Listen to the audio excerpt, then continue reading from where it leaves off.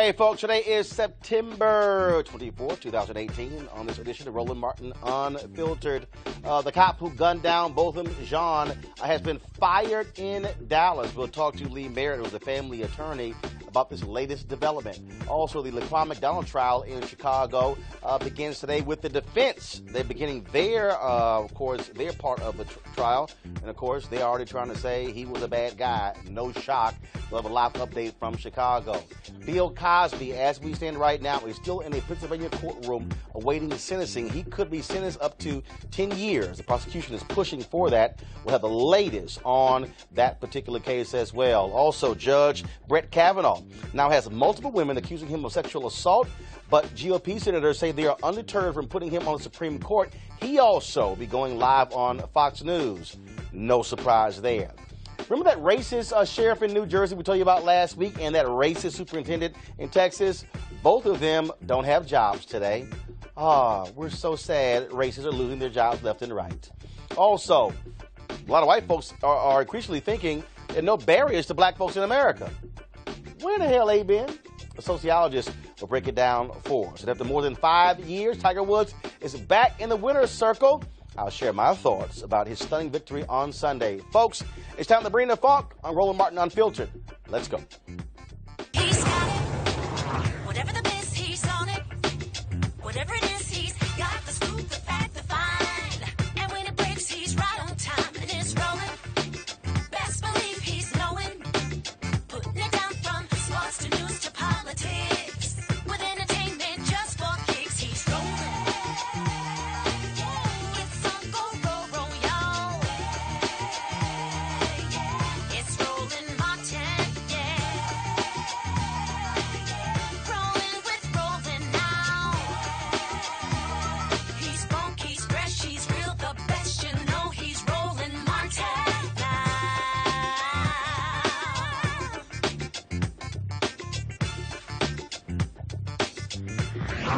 Martin.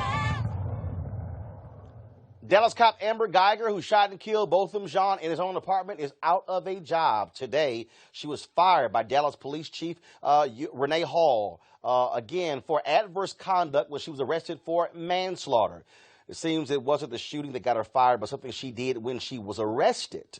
Of course, the family has been calling for this, protesters as well. It's been a couple of weeks since Botham Jean was shot and killed in that apartment.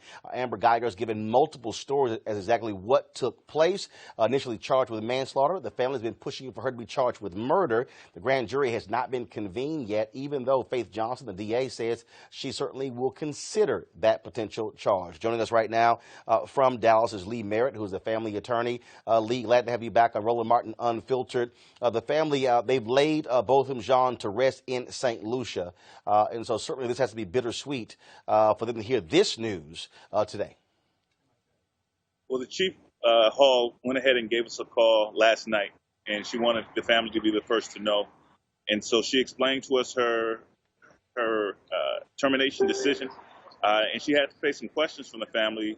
Most importantly, the obvious one is what took so long. And she had a chance to break that down for the family. I want to make something clear really quickly. The statement that she released concerning the termination was just poorly worded. But she was not fired for additional behavior that took place during her arrest. She was terminated because of her behavior or her actions on September 6th while entering Mr. Jean's home. The statement meant to say, or was attempting to explain, that she was fired on the 9th as a result of her being arrested for those actions. So, which is still sort of weird because what were the exact actions that she took that led to her being fired? Was it entering his apartment? So is the police chief actually saying she entered the apartment? Well, she was not very specific with what actions from September 6th. She just said, and I can't remember the particular phrase that she used, but the phrase that essentially meant something she did wrong on September the 6th. I can name a whole litany of things that went wrong on September the 6th. Namely, she murdered a man in his own home. But obviously she couldn't say that. But something about her behavior didn't comport with conduct coming of a police officer for the Dallas Police Department in Chief Hall's view, and led to her termination. And obviously, Lee, this is going to have an impact on when this goes to trial, because if she was fired for doing something wrong, the jury will get to hear that once they go to trial, if there's a Sure. trial. Now, at law, the prosecution can't introduce that evidence. It's considered a subsequent remedial measure that is inadmissible at the time of trial, both criminally and civilly under the federal rules of evidence. And so it doesn't technically come in. Everybody knows it, and they know it all around the world. And it certainly does have an impact on her appearance of guilt. So, Lee, what is next? Has DA Faith Johnson given any indication when she is going to impanel a grand jury to come back with an indictment? We know the investigation is ongoing. The Chief Hall alluded to the fact that a critical component of that investigation has been completed. I imagine that's as it relates to the investigation of Amber Geiger's statements and any follow-up that comes from that. Now, there's a tricky line that the chief had to toe, because any statement offered to her as a part of the employment decision are protected under the Fifth Amendment rights against self-incrimination. And so she couldn't allow those statements to impact the criminal investigation. So I can only conclude that the criminal investigation, as it relates to following up on the statements that she made to criminal investigators, has been completed. Therefore, she felt comfortable making the decision to fire her based on the criminal charges of assault that took place on September 9th. All right. And Lee, also, I was chatting with you and Ben Crump earlier. You guys are planning a big rally this weekend in Dallas. Any details on what time and where that's going to be? So it's going to be downtown on September 29th, which is this Saturday, which is also Botham Jean's birthday.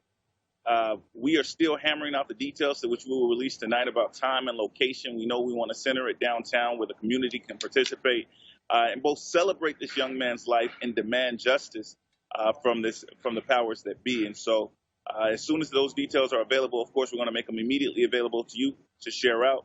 And we'll make them more available to the general public as well. And of course, I'll actually be in Fort Worth, Dallas this weekend, speaking to the NAACP on Saturday. And we'll certainly see you at the rally on Saturday. Lee Merritt, we certainly appreciate it. Thanks a lot. Thank you for having us. All right, I want to bring in my panel right now. Michael Brown, former vice chair of the Democratic National Committee Finance Committee. Dr. Avis Jones-DeWeaver, leadership strategist and author of How Exceptional Black Women Lead. And Eugene Craig, CEO of the Eugene Craig Organization. Folks, glad to have you on the show. Clearly, folks have been saying she should have been fired. Many felt it should have happened last week, but this police chief, and certainly Renee Hall, has made the right decision because it made no sense for Amber Geiger to be getting paid. Still to be, frankly, having the police department represent her, if you will, because that's what happened right after the shooting took place. She was being treated as if this took place while she was on duty. Absolutely. I mean, nothing has gone the way that it should since the day that she walked into an apartment that was not hers and shot and killed the man that lived there. She was able to go home and sleep in her own bed for 3 days. You have had the police seemingly wanting to cast disparagement on his character by releasing information about marijuana being found in her apartment. Her apartment was never searched. So finally, it's good to see that something has gone in the right direction, and I'm hoping that that means that we're going to turn the corner in this case and actually receive justice for this young man. Yeah, absolutely. I agree with you. I think, for the first time, we're actually going to see what it looks like to have a citizen versus citizen trial rather than a police versus citizen trial. The fact that the Dallas PD and the police union and folk down there were trying to protect her and went as far as to smear him and went as far as to disparage him. I mean, it's bananas. It's ridiculous. And I'm glad that she was fired. We shouldn't be giving officers paid vacations after they commit heinous crimes. And now it's up to the justice system to actually deliver justice to another citizen. Absolutely. It's interesting. It's interesting to see what's next. A regular Joe just walks up to a black person and shoots him. Yeah. I mean, that's kind of what's next. Yeah. And because we've seen everything, obviously, police on citizen shooting. We've seen citizen on citizen from Trayvon Martin. And so it's wondering how does it stop? And obviously, this kind of political environment we're in now, the leader is not saying, you know what, stop it. Absolutely. And without a leader doing that, I think we may continue to see these kind of things roll. Well, and also, again, I think what you have here is, and one of the reasons you even have this level of accountability is because of Black Lives Matter, because of protesters, the kind of pressure that's being applied on these police departments and then also on these district attorneys. What we're seeing is black folks who are saying to these even DAs, you don't do the right thing, we're going to throw you out of office. Absolutely. So we're seeing more progressive district attorneys elected across the country because for too long, prosecutors have been in bed with the police department, in bed with the police unions, and not holding cops accountable for their actions. Yeah, I mean, prosecutors for a very long time have been in bed with unequal justice. And now what you're seeing is what you're seeing with, with citizens rising up, with Black Lives Matter, with Justice League, with a lot of these organizations, and ordinary citizens rising up. You're seeing the actual application of equal justice under the law, which means protecting their rights, but also equal application of justice when it comes to the actual criminality. Got to ask y'all this here. Of course, last week Senator Ted Cruz and Beto O'Rourke had their debate. Henry, go to my iPad. This was a tweet that Ted Cruz sent out. And so it says, in Beto O'Rourke's own words, so he retweeted the video when Beto O'Rourke was at a black church talking about what took place. And so it was quite interesting. I think we should be able to hear the audio. Guys, let me know if we can. Information to make an informed decision. What is released to the public? That he had a small amount of marijuana in his kitchen. How can that be just in this country?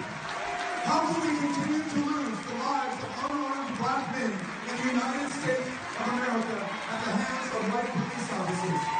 That is not justice. That is not us. That can and that must change. Are you with me on this? So, Michael, Ted Cruz retweets this as if that's a bad thing. But I find interesting about that? You're right, obviously, but not on the substance. I don't care if you're black, white, Latino, or a Martian. When you stand and preach in front of a black church, people get excited. And the politician gets all into his groove or her groove, and it's so nice to see Mr. O'Rourke like that. But you know what? It absolutely is not a bad thing. And you see jurisdiction after jurisdiction is saying if you get caught with a small amount of marijuana, you should not go to jail for 10 years. Well, look, I mean, but elections have consequences. Ted Cruz has 3.2 million followers, and so I tweeted, "Hey Ted, thanks for spreading Beto O'Rourke's great comments to your 3 million followers." Because I mean, it's like, so basically, what Ted Cruz was saying? Oh, he shouldn't be saying those things? Yeah, I mean, well, Ted was being strategic. Let's get very real here. He was playing to his racist base. Yep. Who do not care that a black man was killed. In fact, may even be happy that a black man was killed. So he knows who he was talking to. He was dog whistling to Dixie. I'm a Republican and supporting Beto. Ted Cruz is hot trash. I mean, like trash or trash. I mean, like complete trash for this. I'm being honest here.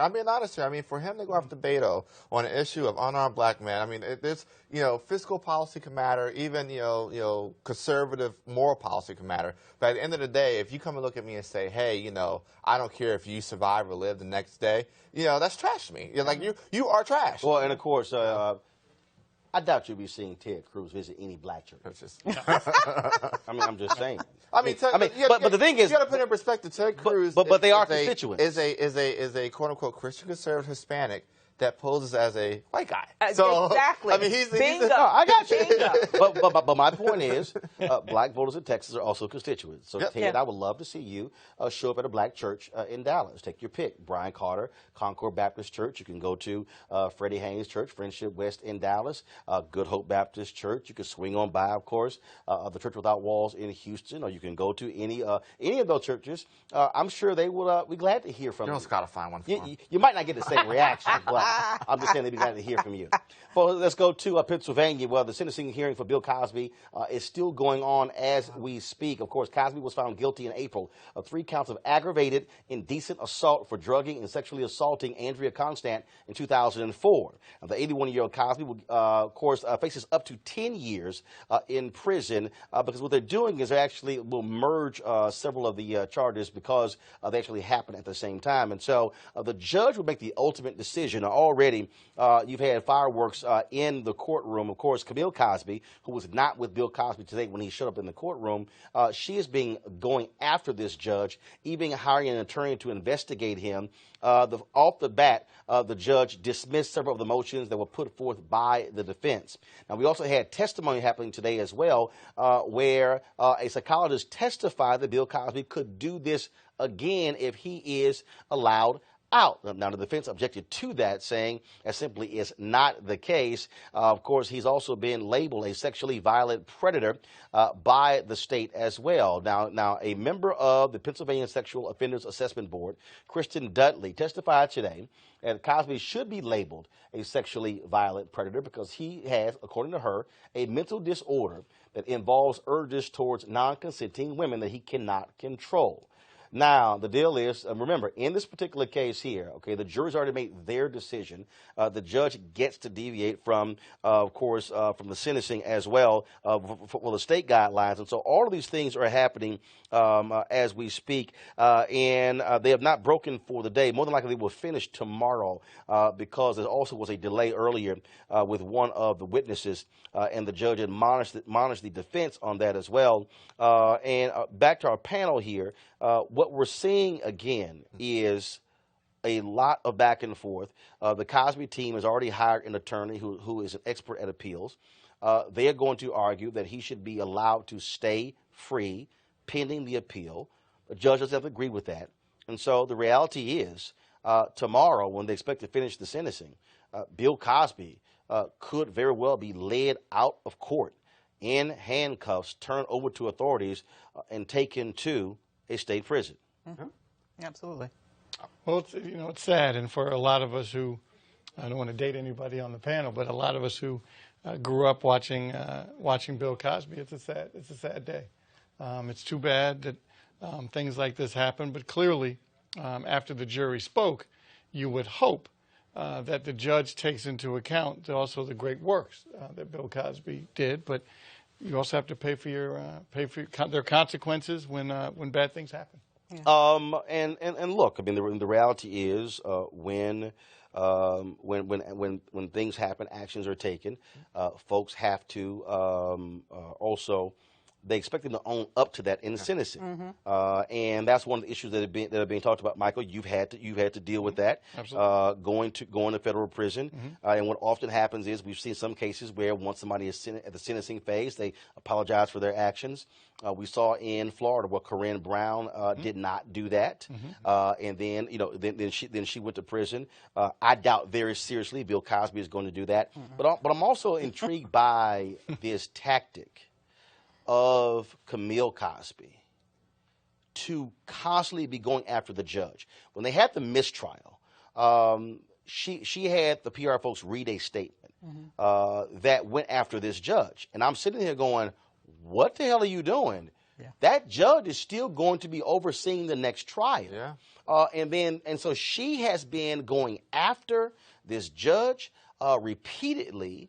And anybody knows in the legal system, if the person who's going to be sentencing you, you don't want to piss that person off.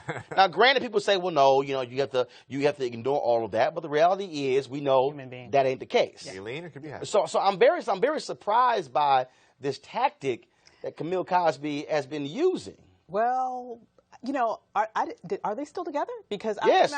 I remember after the last that was a bullshit Radar Online story. First of all, anything you see in Radar Online, you can ignore. That's like the National Enquirer. The reality is, first of all, that's totally bullshit. Bill Cosby. Maybe this is a Jedi mind trick of hers. Bill Cosby. Want them to be sentenced. Well, I mean, I don't know, but again, Bill Cosby, Camille Cosby, still together.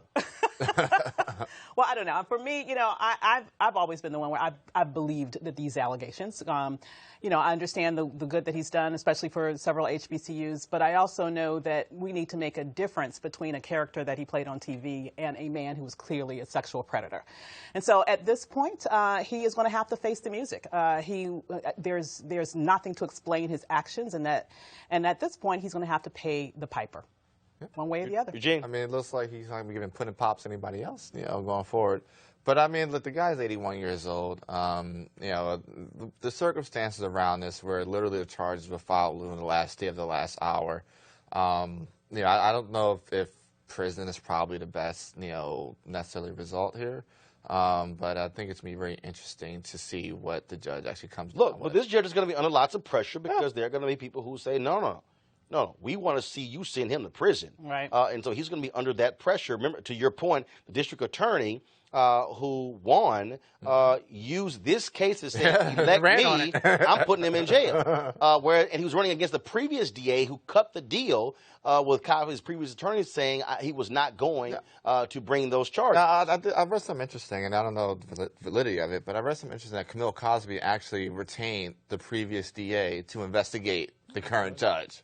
No, she retained someone who had worked in the prosecutor's office because she wants an investigation into this judge. And again, I mean, I'm just very surprised in terms of how aggressive they are in terms of going after it's not going after the what judge. I don't understand is the proclivity of people in Pennsylvania, and this also goes to Meek Mill's case, to try to get rid of the judge. I mean, there isn't a track record of Pennsylvania's judicial boards like removing judges from cases.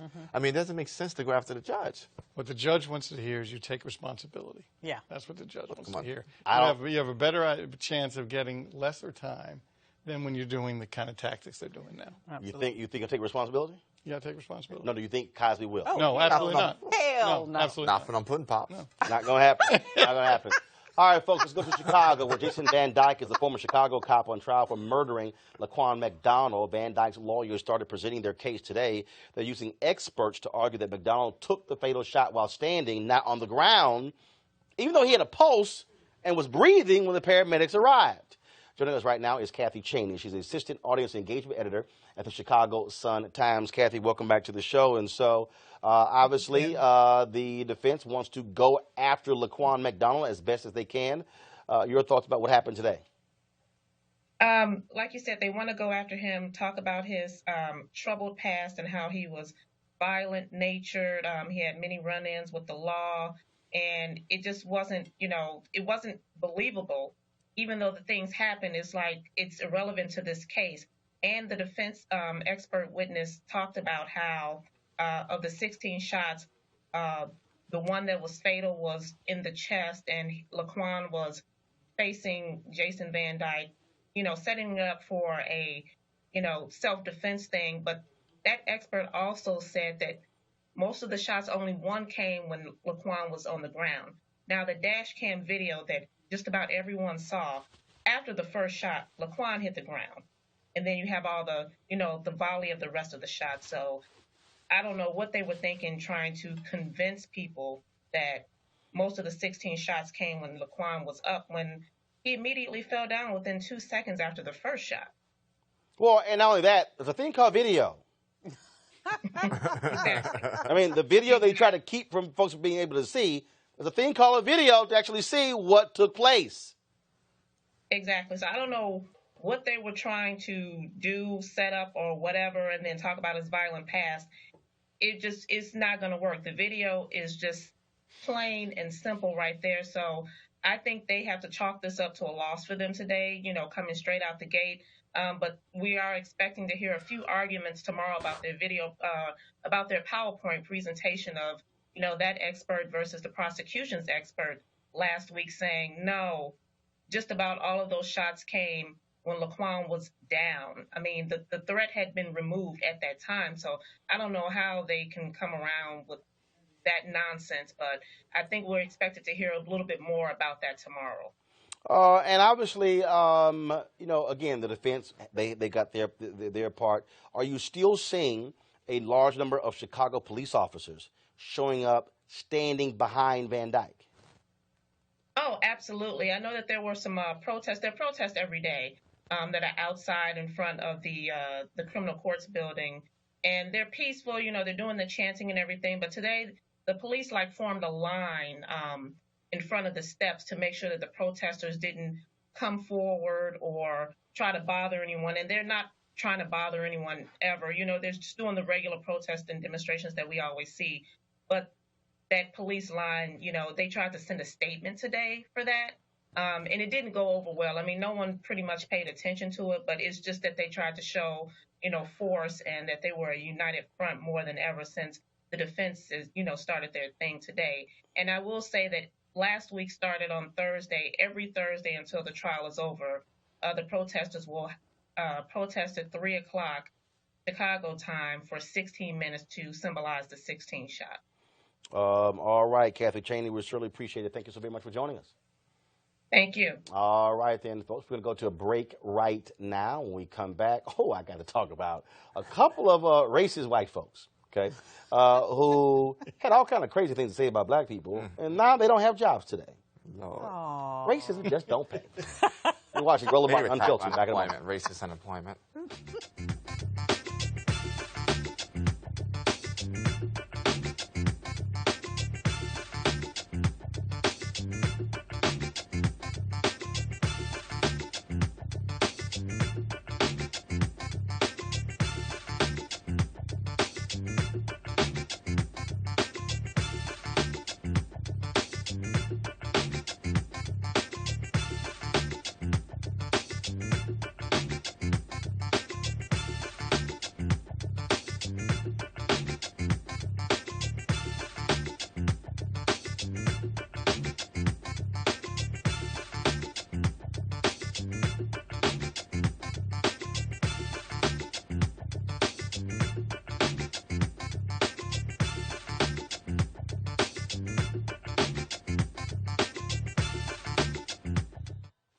All right, folks, welcome back. Brett Kavanaugh has drama. Of course, 2 more women have come forward to say that he sexually harassed them, assaulted them. The New Yorker dropped a bombshell report last night with details of one woman who said when he was in college, of course, he shoved his penis in her face. She pushed him away. He is blasting what she had to say, saying it is an absolute lie. He's going to be actually talking to Martha McCallum on Fox News, him and his wife tonight for an exclusive interview. And Republicans have made it clear they are moving forward. This is a quote here from Mitch McConnell. Here we go to my iPad. This is from Politico. Quote, I want to make it perfectly clear. McConnell declared on Monday, Judge Kavanaugh will be voted on here on the Senate floor, up or down on the Senate floor. This fine nominee to the Supreme Court will receive a vote in this Senate in the near future. So, go to our panel here. Look, I mean, obviously, they are accusing Democrats of trying to stall this. Dr. Ford is going to be testifying on Thursday. You have this allegation being made here. There are Democrats who are saying that this cannot move forward. The question then becomes, will Senator Bob Corker of Tennessee, will Senator Jeff Flake of Arizona, will you see Senator Susan Collins, Senator Lisa Murkowski say, no, there needs to be an investigation here. Eugene, you're a Republican. What do you think happens? Brett Kavanaugh definitely earned his nasty award. I mean, he definitely earned this nasty award. Like he earned, like he's getting up there. He may be up there in the nasty award Hall of Fame. I don't understand what it is the white dudes in their whip out game. I just don't understand it. I'm being honest about it. I mean, it was a Harvey Weinstein thing. You know, I don't Harvey, Charlie Rose, Louis C.K. This was the whip out game. I'm sorry. Like Kavanaugh definitely earned this nasty award. But being on a very serious tip, on a very serious note. On a very serious note. He did. The thing is this. No pun intended. No pun intended. The thing is this. None. The thing is this. There are other witnesses that corroborate Ford's story. Her therapist and the polygraph. Right. In this second instance, there are witnesses that are corroborating this story. The hearing for Thursday, there should be more than just Kavanaugh and Ford speaking. I actually think that Mitch McConnell is wrong, and he does not have the votes, or may be pleasantly surprised when he takes this vote that the vote probably will fail. I don't think I still. You think so? I think so. And I'll say this: I don't think Susan Collins is going to be the one that flips. I mean, I also think activists are going about it the wrong way in dealing with Susan Collins. She's not the type that caves to quote unquote, massive outside pressure. She's, But here's the deal, though. But the reality is, pressure matters. And so I agree because here's the deal. What happened was she made a comment that she wasn't getting phone calls. Yep. And folks were like, Okay. okay, all right, boo, we can handle that. And so you begin to have that as well. Yeah. What's interesting to me is again, everybody's focusing on the two pro-choice Republican senators. This, to me, is one of those cases where you have two retiring senators who have talked a whole lot of trash, who, if they had the guts to do what McCain did when it came to the health care bill, say, you know what, all y'all can go to hell and vote no. And this is where, here's my issue with Jeff Flake, okay? And I remember when I was on ABC This Week, and everyone was talking about, Jeff Flake and his great speech he gave. And I said, I don't give a damn about no speech he gave, because that's what he does. Jeff Flake is flaky. Yes, exactly. He gives these speeches, and he'll comment on Twitter, and he'll talk about, it's a shame, and then he will go right along and vote along with Trump. He's on the Judiciary Committee. He's on the Senate Judiciary Committee. He has a vote. Ben Sass of Nebraska, same thing. Talk a good game, go right along. And so the question is, will they have the guts to say, I'm not going to sit here and support this? I don't know, because I think it's interesting, the point you made. If McConnell can say to the White House, look, I did everything I could, put the vote up, and it went down. See, then he can say to the president, I did everything I said I would do. I'm sorry it didn't work. Now you got to send your next nominee, and I got to tell you, it's going to happen after the midterm. But he also told Trump not to nominate Kavanaugh. He did. He's like, this is going to be a little tough one. The other thing is this: I think strategy-wise, if I'm on the other side of the aisle, right, and I say, okay, I need to kill this vote, I don't think I go after. I'd say, don't go after Collins or Murkowski. If this is becoming go after who? If this is becoming a moral issue, I go after my moral senators. I go after Langford. I go after Scott. I go after people. I go after the folk that have. Go after who? I said I go after Langford. I go after Scott. I go after the folk. I go after Ruby. I go after the folk that have made their. They ain't gave a damn about no morals. Thank you. I go after the people that have made the moral hill the one. No, they haven't. Y'all ain't got a moral hill. That's your problem. Go ahead. You don't have a moral hill. That is your problem. Here's the issue. They don't give a damn about women. Okay. They have made a deal with the devil, who happens to be residing at 1600 Pennsylvania Avenue, and they want to get someone on the court who is an activist, who will strike down Roe, and Trump wants to get someone on the court that's going to protect him if the Mueller investigation actually implicates him. Lindsey Graham. So that is why they are trying their hardest to push this man through. Lindsey Graham, quote, in my view, the process needs to move forward with the hearing Thursday and a vote in committee soon thereafter. They don't care. This is pure power. But it's power that the president, I hate to even call him the president, 45. Or Agent Orange. Anything but the president is. He has punked these folks. He's just flat out punked them. And I don't even. Which I don't understand. I mean, what possibly can he do to you as a senator? Easy. Because they also want power. Yeah. They are afraid of him tweeting against them. They are afraid of him doing what he did to McCain, trashing him in rallies. They are scared to death. Yeah. They are unwilling to stand before him and say, go to hell, because the reality is the right-wing Republican base, they are perfectly aligned with Donald Trump. I agree. And they don't. Like, for instance, Jeff Flake, as opposed to it, here's my deal, okay? I'm not going to run from a fight.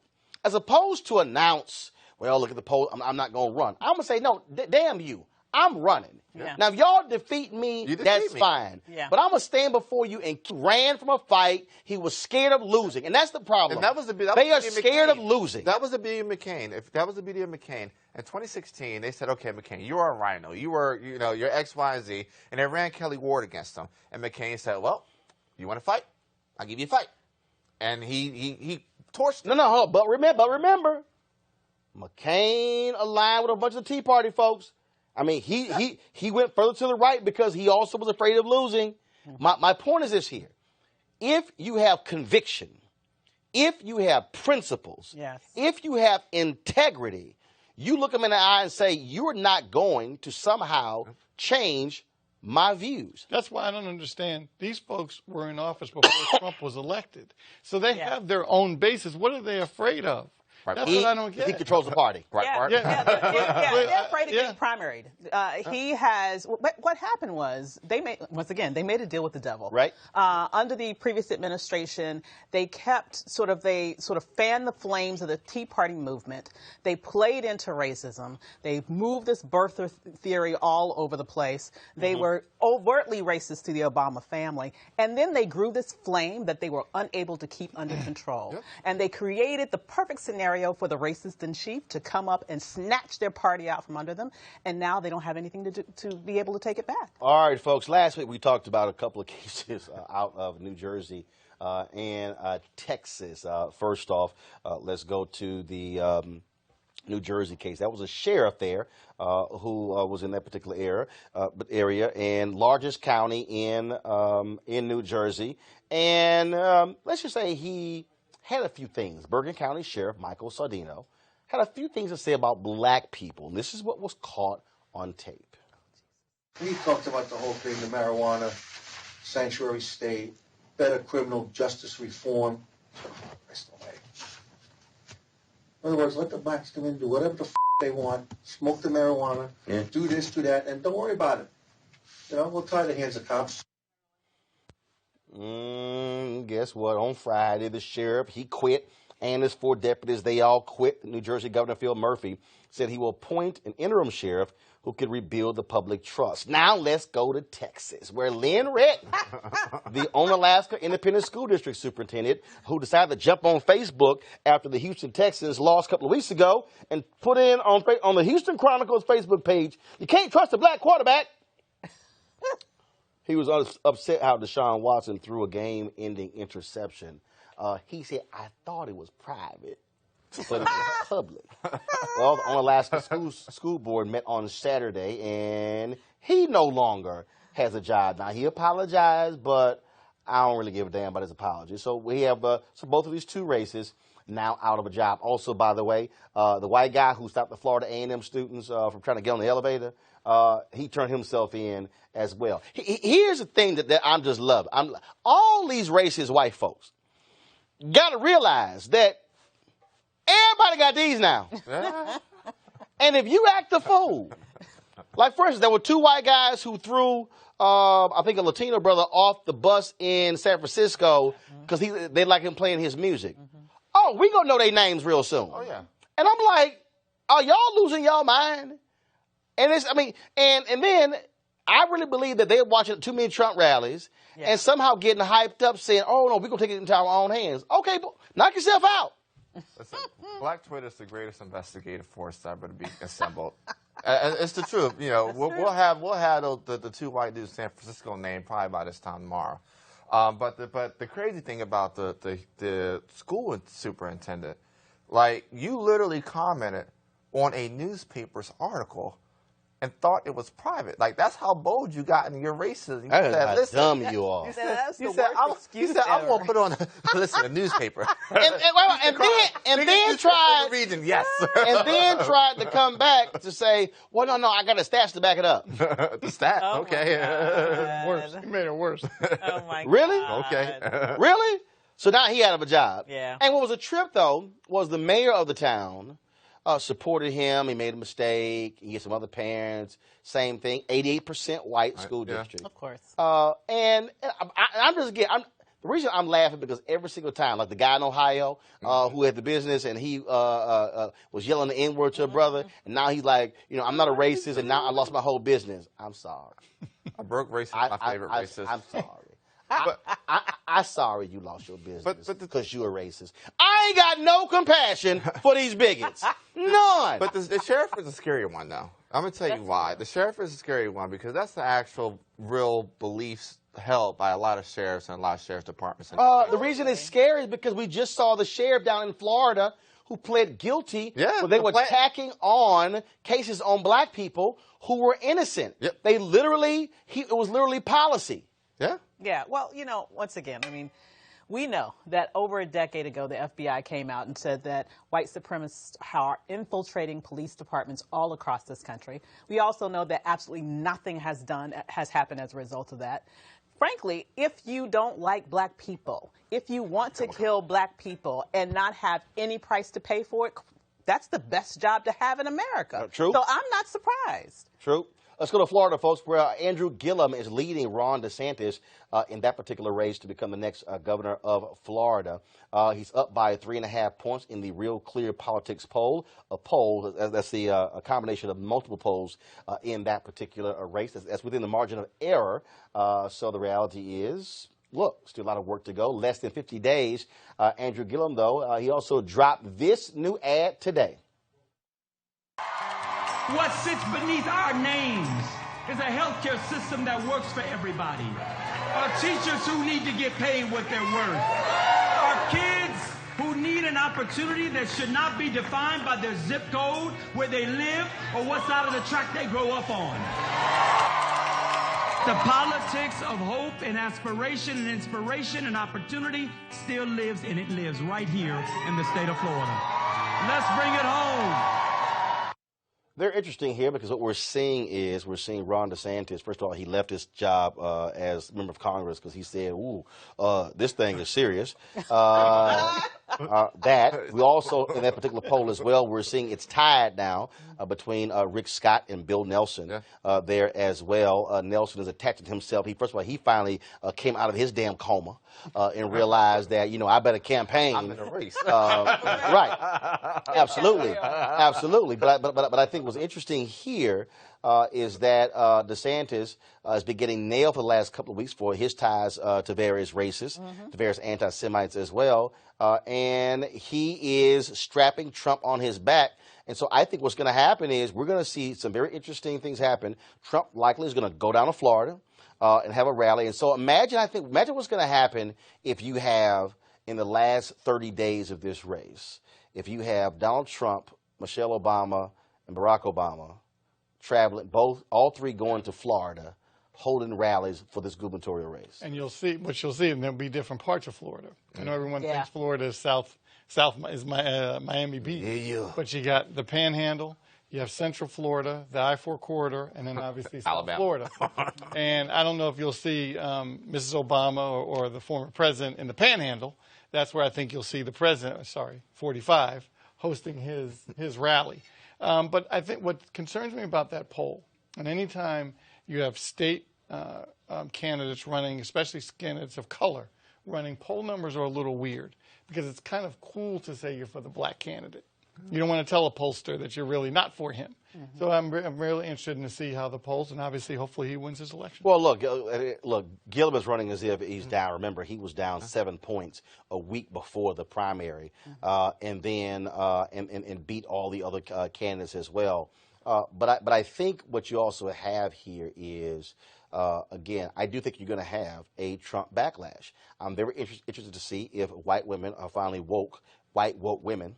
Talk about the WWW. If that happens, because what happens, I think, with Kavanaugh could have an impact as well in terms of what happens in the midterms as well. Absolutely. And I also wonder what the implications will be for the Latino population, because you have 45 who just insulted Puerto Ricans, and I would think by extension anyone of compassion in terms of how he sort of denied the reality that there were 3,000 people who lost their lives as a result of Hurricane Maria. And a lot of Puerto Ricans left Puerto Rico and now live in Florida. Exactly. And even DeSantis came out and said, I think that number's right. Which and Rick Scott. Exactly. And then Trump blasted DeSantis and Scott for not agreeing with him. They're like, your ass ain't down here dealing with these Puerto Ricans.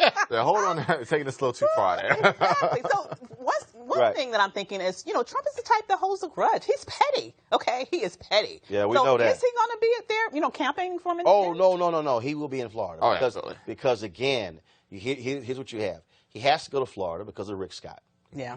And even though Scott's trying to dance around it, they know desperately that if they want to keep confirming these right-wing judges, they have to stay in control of the United States Senate. That's true. So absolutely, I think he's going to be going to Florida. So we'll be seeing that. But let's now go to Alaska, folks. Y'all want to really see white privilege? Not like we know it exists. Okay, but check this out. Justin Schneider, okay, pled guilty in Alaska to felony assault of an Alaskan Native woman who claimed he strangled and sexually assaulted her. He had been charged with 4 felony charges for the incident, including kidnapping and assault.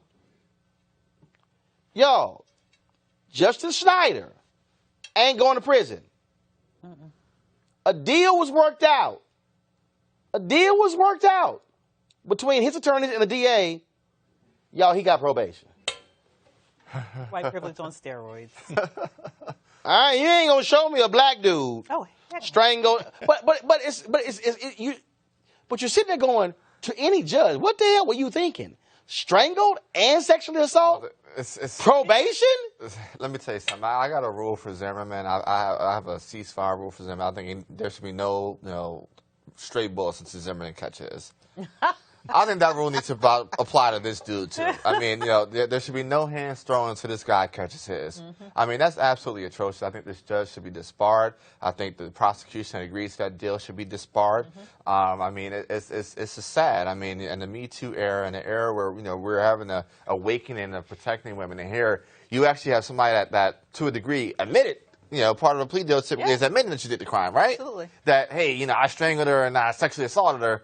But, hey, let's go ahead and give me a slap on the wrist and walk free. Nah, F that. Natives need to run up on them. Absolutely. What kind of deterrent is that? I mean, that judge, when the system fails, there is none. This is a failure of the criminal justice system up there. Absolutely. It's a failure of the system. And what happens when the system failure, new system emerges.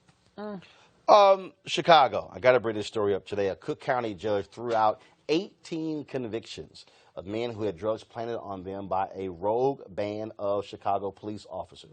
Wow. That means 42 people thus far have been exonerated in cases tied to former Sergeant Ronald Watts, his decade of fabricated charges. Now, Ronald Watts, black cop, straight up thug, okay? That's exactly what he is.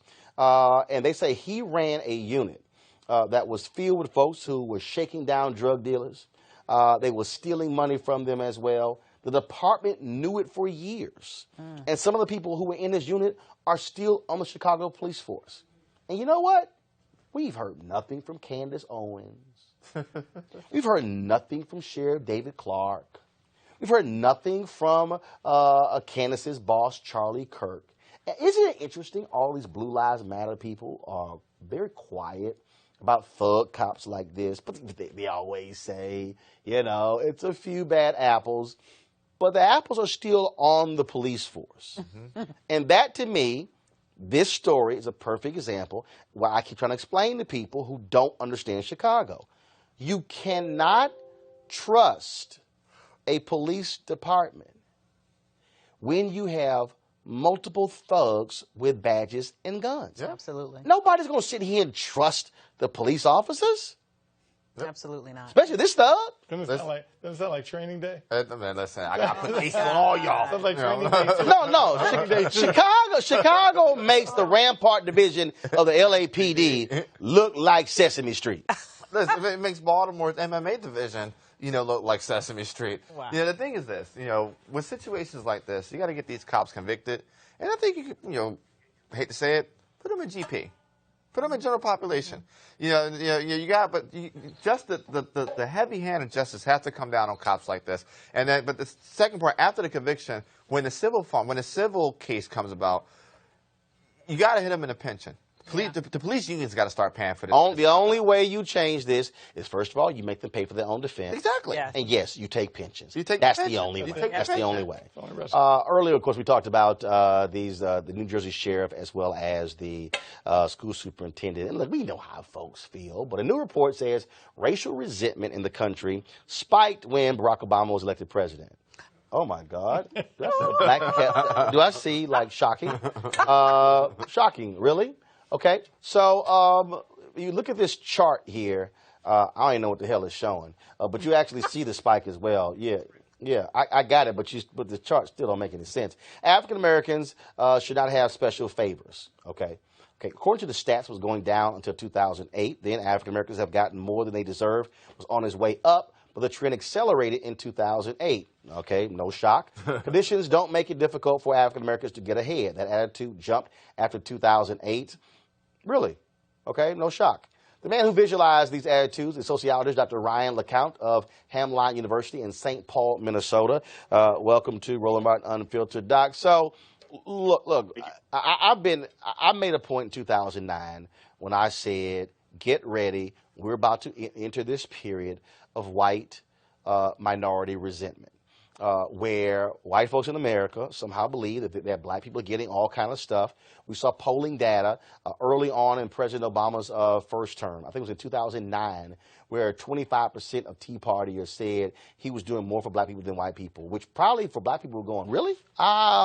We are not seeing it. Didn't get that memo. And so, but this is not, but not only this, Thomas Edsall, the New York Times, had a piece after the election of Trump in 2016, where he went back and saw polling data after the 1984 election of Reagan over Mondale, where white voters were saying the same thing. Guess where? In places like Michigan, Wisconsin, and Pennsylvania.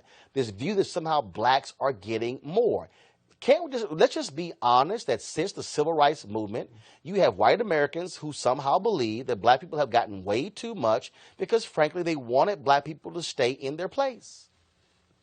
There's no doubt that that's a huge part of what we're seeing here. And this study is part of a broader regimen of work focused on the racialization of politics more generally. And the point of this study is not, there's been a lot of attention to the focus on the year 1986. That's actually just the first year for which there are data available in this data set that was analyzed. But the point here is that when people come to identify as liberal or conservative white folks, their racial resentments are playing an increasing role in the formation of that identification. And what it means for white people to say, hey, I'm a liberal, or hey, I'm a conservative, is increasingly what they're thinking about this outgroup that seems to play such a big role in who they say that they are, which is really interesting. And this is why I kept saying in the election to the people on Morning Joe and the folks on New Day and Fox and Friends, cut this BS out about, working class anxiety, because they were not talking about black people. They were talking about white folks as if somehow we are not working class. And they refused to deal with that. I remember one morning, Joe Scarborough made this comment that, since 1973, the wages of black men had gone up 12% and that of white working class men 3%. And I'm like, what the hell were the wages of white men before 1973? Right. It was so low for black people. Of course it went up. This story that continues to get so much traction in the media that identifies the working class as white without naming that is a huge part of the problem. When people talk about the story of our present politics being about working class resentment, about downward mobility, what they're not saying, what's going unsaid, is that they're describing the working class as being white. And the point can't be made enough that the majority of working class people in the United States are people of color. And their lack of animation by these dynamics and attraction to Trump has to be otherwise explained. I should say quickly, in the study, I control for a number of economic variables. And I find that even after you try to assess people's economic station or their downward mobility, you still see that the real thing that's animating their association with their political ideology is racial resentment, is attitudes about black folks. See, so in 2009, a study was done, I believe it was Pew, and the question was asked, are you optimistic about the future of America for your children? Every racial group was optimistic except white people. 2016, in September, the question was asked, are you optimistic about the economic future of America for the next 10 years? Black people, lowest wages, lowest wealth, highest optimism. Latinos, second lowest wealth, second highest optimism. Then Asian Americans, white Americans, highest wealth by far of anybody else, 41% said they were optimistic.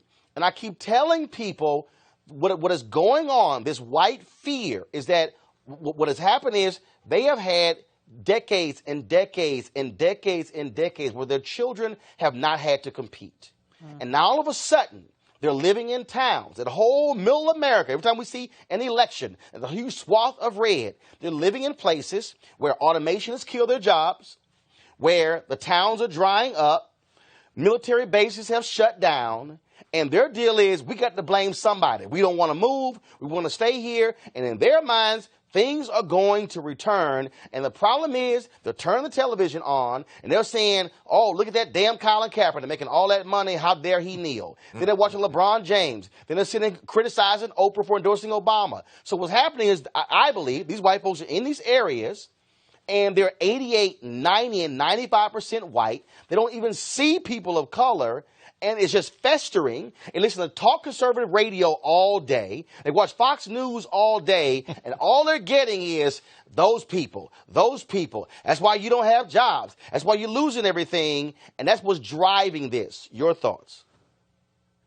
Boy, I mean, there's so much to say. I think you probably heard the idea that when you're used to privilege, equity feels like oppression. Mm-hmm.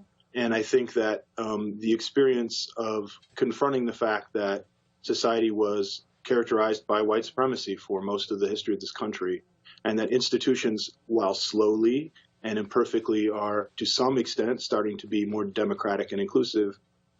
For people who, especially perhaps for people who don't have those experiences with people of color, those things are experienced as threats and not as a move toward equity. And that's beginning to show up pretty clearly in our survey data. I should just add one more thing really quickly. In a lot of discussion of the study that's been out there, a lot of folks have fixated on the year 1986, which is the first year for which those data were available in this analysis. Certainly, all of us scholars of racial politics have been clear that our politics have been racialized more or less since the beginning. It's just that was the first year for which data were available in this analysis. Last question for you. Sure.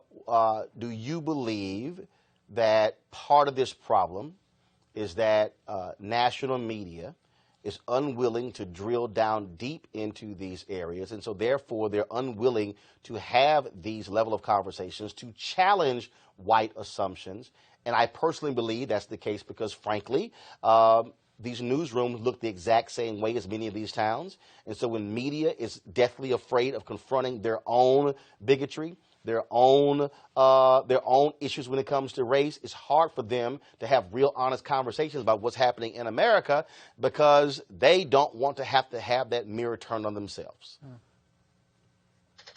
I think that's absolutely the case. I would refer to fellow sociologist Robin DiAngelo's brand new book called White Fragility. And when the general idea of the text is that white people lack the experience in interracial settings, and they lack the experiences of reflecting on their own privileged position, and those experiences or lack thereof engender a real difficulty coming to those conversations. And then there's a structural problem that you allude to with our newsrooms come to look like most of the other social institutions in our society where white men are way overrepresented.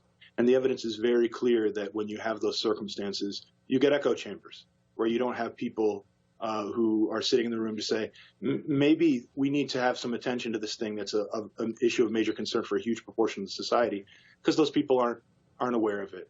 So democratization of our media system is an important thing as well. All right. Well, Doc, we certainly appreciate it. Thank you so very much. And I'm going to be sure to email some of those folks at other newsrooms to say, y'all want to have a real conversation and stop talking about Trump and Kavanaugh all damn day? Why don't you have this discussion? Let's see what they have to say. Thank you very much. We appreciate it. Thanks so much. All right, folks, over the weekend, Tiger Woods won his 80th career golf tournament by winning the Tour Championship in Atlanta by 2 strokes over world number 1, Justin Rose. It was the first time, again, he had won in 5.5 years. He was quite emotional in doing so. Huge number of issues. Of course, we know about the affairs, the accident. We know about getting divorced. We know about him losing endorsements. Then he's had 4 back surgeries. Huge issues when it comes to his health. And at one point, he could barely, first of all, not barely, he could not even bend over.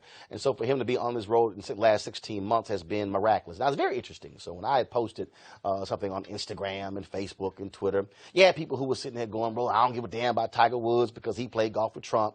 Then you had those people who were sitting up saying, oh, Tiger Woods is not a conscious black man. First of all, let's just be real honest here. It's a whole bunch of athletes who ain't conscious. And they don't stop y'all from watching basketball.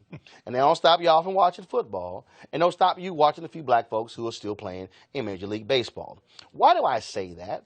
Because the fact of the matter is this here. Sometimes we watch sports just to actually watch sports. I would love for Tiger Woods to actually be conscious. When I interviewed his father, Earl Woods, he said he wanted Tiger to be very much involved in political and social issues in this country. He has not done so. That is of his choosing. But the reality is this.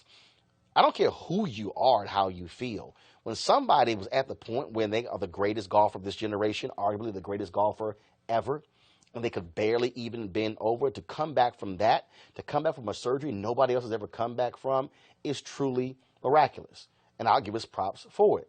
Now, it's also interesting, of course, because a whole bunch of folks were wearing Air Jordans all those years when he didn't endorse any candidates and wasn't speaking out on any issues. And made a point at one time where he said Republicans buy shoes too. And so if you don't like Tiger Woods, that's fine. If you don't want to follow Tiger Woods, that's fine. But let me be clear. I will, because I love golf. I love what he has done. I love to see somebody who's a competitor operate at a very high level over a long period of time. And to see him win his 80th golf tournament. He's now 2 off the all-time record, Sam Snead, of 82. People are already saying he's likely going to win a major next year. He has 14. And he still, of course, could pass Jack Nicklaus, who has 18. The reality is he is one of the greatest athletes we've ever seen. And so I'm going to be willing to applaud that anytime, any day. Now, again, if Tiger decides that he wants to become socially conscious in these issues, that'll be great. Also, I don't give a damn who Tiger was dating. I don't give a damn who Tiger Woods married before, because you know what?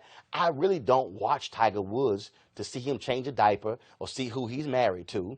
I actually watch Tiger Woods to see somebody who plays golf at a very high level. And so that's the standard. The standard I look at. And so I say, congrats, Tiger, because I don't care who you are, to come back from that, where your career, where everything you thought was over, and to come back and win is still an amazing thing that he accomplished. Hear, hear. Says another golfer. So again, folks, don't forget, support RolandMartinUnfiltered.com by going to RolandMartinUnfiltered.com to join our fan club. We've had one heck of a week, actually the last 3 weeks since we launched. Nearly 5 million views on Facebook, YouTube, and Periscope. Don't forget, you can always see this show. As soon as we click in, you can go back and watch the full show on those 3 platforms. You can watch on YouTube, though, because they actually pay us more than everybody else.